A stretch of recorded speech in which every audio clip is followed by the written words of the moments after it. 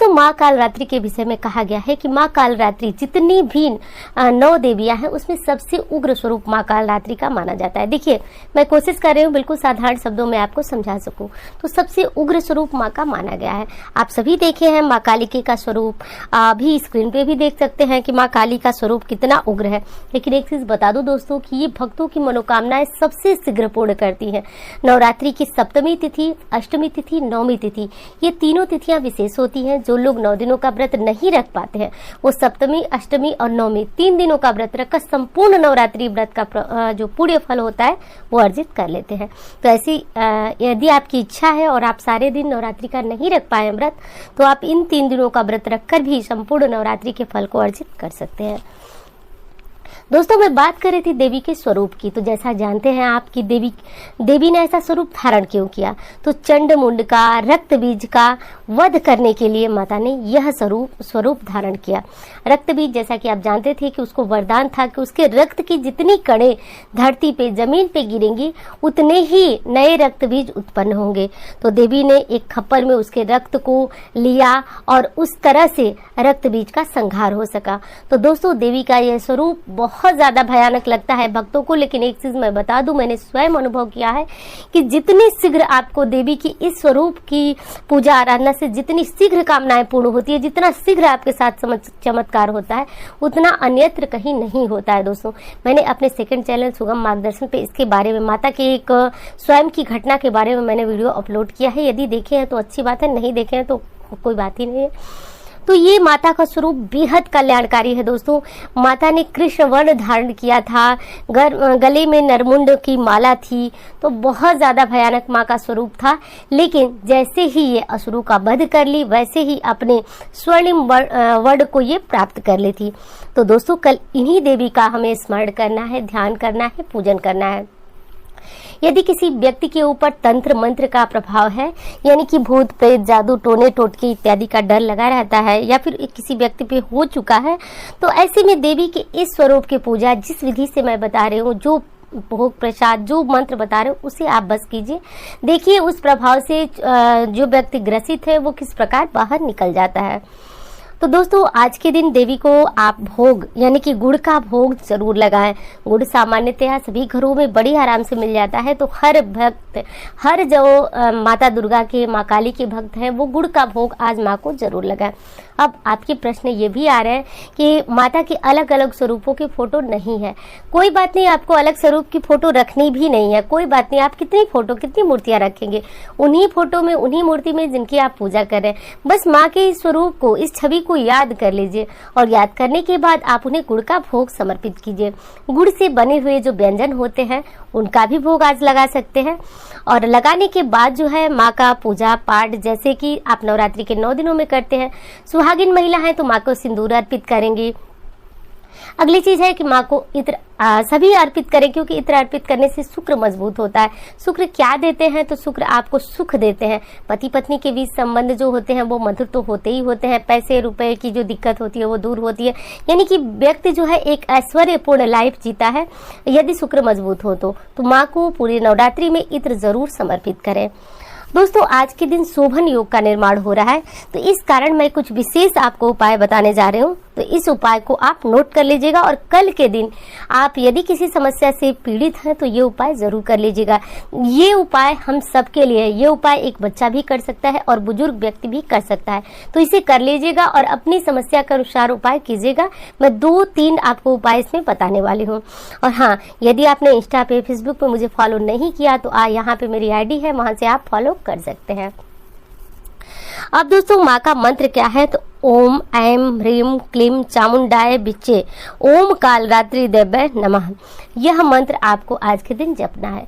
अब आपने पहले से मंत्र जपना शुरू कर रखा होगा, तो अब आप कितने मंत्र जपे, तो आज माँ के स्वरूप के अनुसार 5 मंत्र, 10, 11 मंत्र, 21 मंत्र आप जप सकते हैं। माँ का स्वरूप धारण कर एक बार भी इस मंत्र को जप सकते हैं।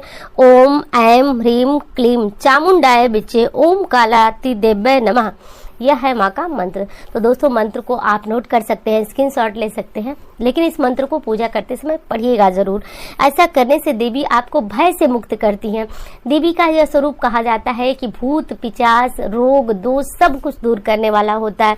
यदि किसी के जीवन में बहुत गहरा संकट आता है दोस्तों, मैं बता रही हूँ आपको कि मैंने अपना अनुभव लिखा है माँ काली के मंदिर का, तो वो अनुभव बहुत ज्यादा मुझे मतलब आज भी मुझे झकझोर जाता है वो अनुभव, वो बातें। तो आप माँ के स्वरूप का पूजन आराधना विधि विधान से करें। अब चलिए बताती हूँ आपको कि महा उपाय आपको कौन सा करना है। तो दोस्तों महा उपाय करना है कि आज के दिन माँ को नींबू की माला आपको समर्पित करनी है। कितने नींबू की? तो आप 7 नींबू की माला समर्पित कर सकते हैं। 7, 9, 11 मत कीजिएगा, 7 और 9 इतने नींबू की माला आप माँ को समर्पित कर सकते हैं।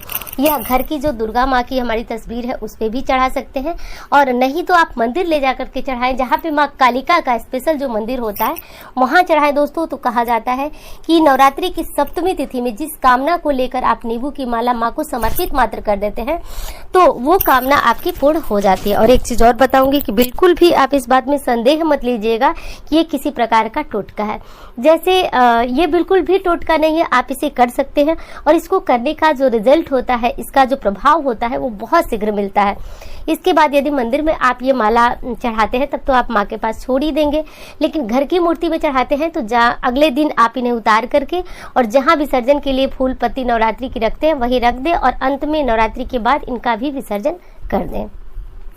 ध्यान रहे ये माला किसी के पैरों में नहीं लगनी चाहिए, इस चीज का ध्यान रखें दोस्तों। इसे आप कब चढ़ा सकते हैं, कौन कौन चढ़ा सकता है? तो यदि आपके मन की कोई मनोकामना है, कोई मुराद है ऐसी जो पूर्ण नहीं हो रही है, तो आप इस उपाय को कर सकते हैं। और अच्छी बात यह है कि ये उपाय करने मात्र से बहुत शीघ्र इसका जो है परिणाम मिलता है, तो ऐसा कर सकते हैं। दूसरा उपाय भी आपकी मनोकामना पूर्ति के लिए ही है। इसमें करना यह है दोस्तों कि जितना भक्त की उम्र हो, यानी कि जितना भक्त का मतलब है कि यदि आप ये उपाय अपने लिए कर रहे हैं तो आप अपनी उम्र देखेंगे, और यदि आप अपने बच्चे के लिए, पति के लिए, अन्य किसी के लिए कर रहे हैं तो जिसके लिए ये उपाय कर रहे हैं उनकी उम्र आप जान लीजिए कि उनकी उम्र कितनी है। तो उम्र के बराबर आप लौंग ले लीजिए। लौंग जब भी कोई पूजा में, कोई प्रयोग में लिया जाता है तो लौंग जो है होती है वो फूल सहित लिया जाता है, उसके फूल झड़े हुए नहीं होने चाहिए। तो जितनी आपकी उम्र है उतना आप लौंग ले लीजिए। जैसे कि 20 साल है तो आप 20 लौंग ले लीजिए। लौंग लेने के बाद दोस्तों, और इसको लाल धागे में अच्छी तरह से इसको बांध कर एक माला बना लीजिए। जैसे कि आप देख रहे हैं कि लौंग की जो डंडियां होती है वो बड़ी होती है, उसमें धागे को बांधते जाइए और एक माले के स्वरूप का तैयार कर लीजिए। इसे तैयार करके और आपको कल सुबह, देखिए ये उपाय आपको सुबह करना है। कल सुबह माता की जो तस्वीर है, जो फोटो है, उस पे इस माला को पहना दीजिए। अब इस माला को पहनाने के बाद आपको इस माला को बिल्कुल भी उतारना नहीं है, और माला पहनाते समय माँ से ये प्रार्थना करें कि हे माँ, मेरी जो इच्छा है वो पूर्ण करें। अपने मन की मनोकामना बोलें, और नवरात्रि समाप्त हो जाए, कन्या पूजन कर लें, हवन कर लें, सब कुछ कर लें, लेकिन ये माला माँ के गले में ही पड़ी रहेगी। और ये उतरेगी कब? तो जब आपकी मनोकामना पूर्ण हो जाए तो आप इस माला को उतार लें। उतार कर इसे जल प्रवाह करें, बहते हुए जल में। देखिए रुके हुए जल में प्रवाहित करने का कोई प्रभाव नहीं होता है, इसलिए कोशिश करें बहते हुए जल में प्रवाहित करें। बहुत सारे लोग हैं जिनको कि बहता हुआ जल प्राप्त नहीं हो पाएगा, तो ऐसे में किसी पीपल वृक्ष के नीचे जाकर के, जैसे कि पूजा करने जा रहे हैं कहीं, पीपल के नीचे इसे रख दीजिए। और यदि ये भी नहीं हो पाता है तो आप कहीं भी मिट्टी में इसे दबा सकते हैं। वैसे मिट्टी में दबाना सही विकल्प है नहीं, इसलिए मैं बता रही हूँ कि या तो पीपल वृक्ष के नीचे रख लीजिए या फिर जल विसर्जन कर दीजिए। ये सबसे श्रेष्ठ और उपयुक्त उपाय है। तीसरे उपाय की बात मैं करती हूँ दोस्तों, तो ये उपाय वो लोग करें जिन पति पत्नी के बीच रिश्ते बिल्कुल अच्छे नहीं है, या फिर जो बच्चियां हैं जो प्रेम विवाह करना चाहती हैं। तो देखिए प्रेम विवाह के संबंध में मेरा मानना ये है कि आप ये भगवान के ऊपर छोड़ दीजिए, क्योंकि जोड़ी आपकी हमारे किसी के कहने से तो बनती नहीं है, न चाहने से बनती है। तो ऊपर वाले की इच्छा होती है, फिर भी आप ये उपाय कर सकती हैं। यदि भगवान ने चाहा तो आपकी जोड़ी अवश्य बनेगी। और वो लोग तो जरूर कर लें जिन पति पत्नी के बीच आकर्षण समाप्त हो गया, अक्सर लड़ाई झगड़े खिचखिच लगी रहती है, वो लोग इस उपाय को कर ले। करना यह है दोस्तों कि भोजपत्र आपको आराम से किसी पूजा की दुकान पे मिल जाएगा, किसी किराने की दुकान पे मिल जाएगा। अब भोजपत्र भी आपको न मिले तो कोई कागज का आप टुकड़ा ले लीजिए, क्योंकि आप ये लिखेंगे कि भोजपत्र नहीं मिल रहा है, तो कागज का टुकड़ा ले लीजिए दोस्तों। लेकिन आप ध्यान रखिए, जिस विधि से मैं बता रही हूँ उस विधि से यदि आपने उपाय किया तो निश्चित रूप से चमत्कारी परिवर्तन होता है, और इतना आसानी से आपको भोजपत्र मिल जाएगा कि किराने की दुकान पे भी ये भोजपत्र आराम से मिल जाता है। तो आप ले लें, और नहीं मिलता है तो कागज का टुकड़ा ले लें। और यदि आप लड़की हैं तो जिससे विवाह करना चाहती हैं उनका नाम लिखें, पत्नी है तो अपने पति का नाम लिखें, और यदि आप पति हैं तो अपनी पत्नी का नाम लिखें। नाम लिख करके और इस टुकड़े को क्या करना है कि आपको एक चांदी की डिबिया ले लेनी है। चांदी की डिबिया का मतलब कि जैसे सिंदूर वगैरह रखने के लिए या फिर अन्य तिलक वगैरह लगाने के लिए चांदी की डिबिया सुनार के पास मिलती है, तो वो यदि आपके घर में है या फिर खरीद के लाना चाहते हैं तो उसमें ये जो नाम आपने लिखा है वो लिख करके ढक्कन बंद करके और माँ के चरणों में सप्तमी के दिन, जो कि कल है सप्तमी, ये रख दीजिए और इसे वहीं पड़े रहने दीजिए। इसे वहीं पड़े रहने दीजिए। इससे निश्चित रूप से आपके जो संबंध होते हैं वो निश्चित रूप से अच्छे होते हैं, और यदि आपका प्रेम विवाह होने वाला है या फिर आप किसी से करना चाहते हैं तो वो शीघ्र ही पूर्ण होता है, पक्का होता है। तो ऐसा कर ले। कुछ लोगों के पास चांदी की डिबिया जो होती है वो मुश्किल होगी, दुर्लभ होगी, तो वो लोग ये उपाय जो होती है शहद की शीशी में भी कर सकते हैं। वो लोग क्या करें कि शहद की जो शीशी होती है उसमें ये कागज या फिर भोजपत्र जिसपे आप लिखे उसे डाल दें, और वो जो डिबिया होगी वो माँ के चरणों में ही छोड़ दीजिए। मंदिर की सफाई करें, कुछ भी करें, आप बस वहीं छोड़ दीजिए।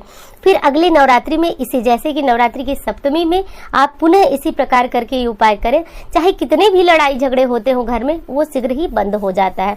तो ऐसा कर ले दोस्तों, ये काम करना आपके लिए बेहद जो है वो शुभकारी होगा।